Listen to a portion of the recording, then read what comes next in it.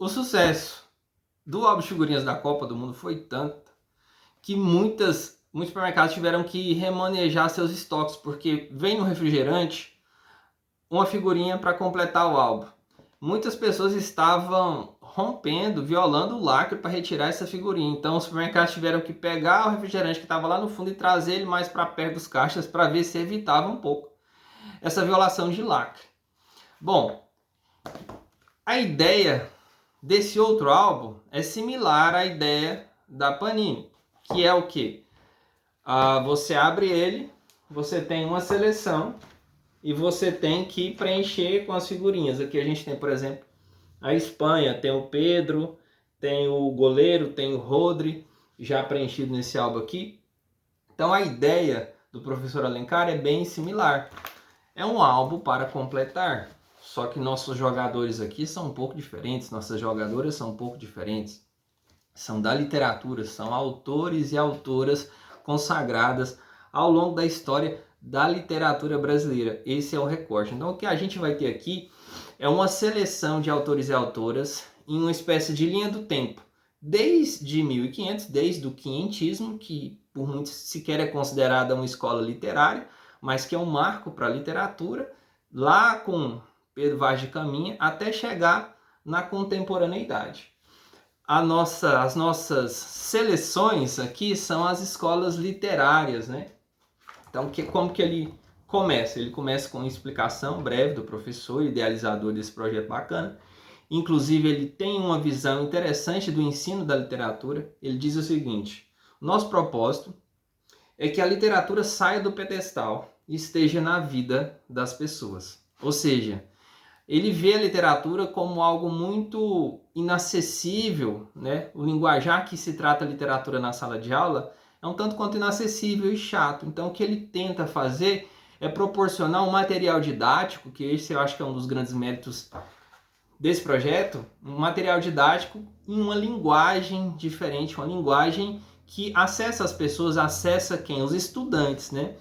É muito mais interessante você tratar de literatura com álbum de figurinhas da literatura, para chamar a atenção do adolescente, do que simplesmente falar da escola literária. Então esse é um recurso didático muito interessante, e isso eu acho que é interessante para todo mundo que trabalha literatura em sala de aula e para pessoas como eu, que gostam da literatura.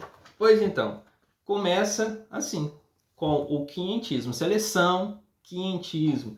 Então a gente vai ter uma breve explicação sobre esse período histórico, né? Porque afinal de contas uma escola literária é um padrão, um estilo que predominava na escrita em dado momento histórico. Então, a gente tem o quinhentismo, que não é um período, uma escola literária propriamente dita, mas onde tudo começa. E a gente tem os espaços, tem a explicação do quinhentismo, e a gente tem os autores, que é a parte interessante. Eu colhi o meu ontem, né? Achei muito bom o resultado. E a gente tem aqui Pedro Vaz de Caminha, Padre José de Anchieta, e tem a data do nascimento e do falecimento do respectivo escritor. Então a gente tem uma linha cronológica das escolas literárias brasileiras e uma breve explicação no início. E ao lado, né, como se fosse a foto da seleção, a gente tem uma obra de arte que retrata aquele período. Então, muito bacana, ficou muito bonito, principalmente quando a gente imprime nesse material próprio aqui de gráfico. Então a gente vê arcadismo, romantismo, tem as gerações do romantismo no campo da poesia, e tem uma obra literária em destaque. Aqui da primeira geração a gente tem Gonçalves de Magalhães. Seguem as gerações do romantismo tanto na poesia quanto na prosa. Uma coisa muito bacana que eu achei aqui, a gente tem o Machado de Assis dentro do período do realismo brasileiro, tem a data do período, uma breve explicação das suas características principais, né, dessa escola literária. Ele tá negro, né? Ele não foi embranquecido. Aqui tá como ele realmente foi, né? Então tem essa preocupação, inclusive, também na curadoria desse projeto. A gente segue aqui com naturalismo, parnasianismo, tem meu xará aqui, Olavo Bilac. E ele vai dar mais atenção a partir do pré-modernismo. Falo que dá mais atenção porque além da explicação do período, uma breve explicação do período, a gente tem a obra de arte também, mas tem mais autores citados, né? A gente vê no pré-modernismo Lima Barreto, Euclides da Cunha, Monteiro Lobato. Algum desses certamente fez ou faz parte da sua infância, né? Da sua vida adulta. Então, seleção modernismo, tem pessoas, autores muito famosos aqui como Drummond, Oswald de Andrade, Mário de Andrade, Macunaíma.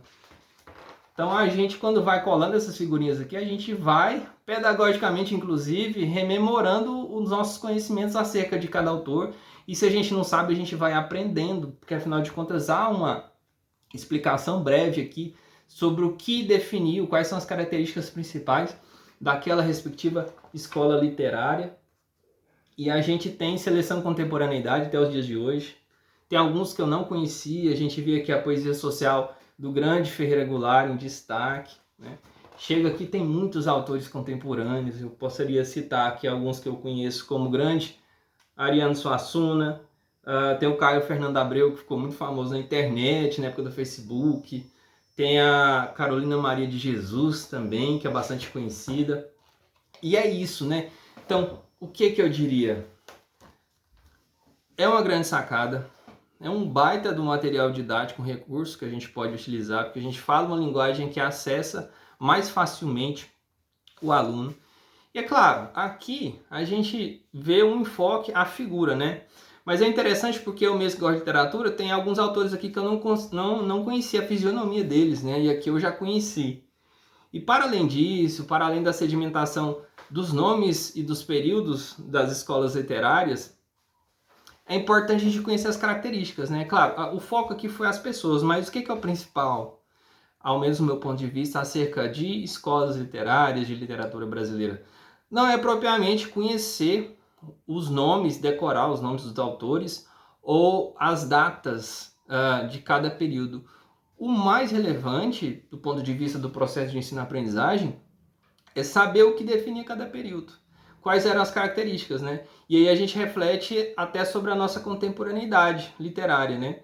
Por que hoje não tem mais escola literária? Porque a gente vive um momento de mescla de estilos literários. Tem vários estilos literários juntos, né? Então essa é a melhor definição de produção literária contemporânea.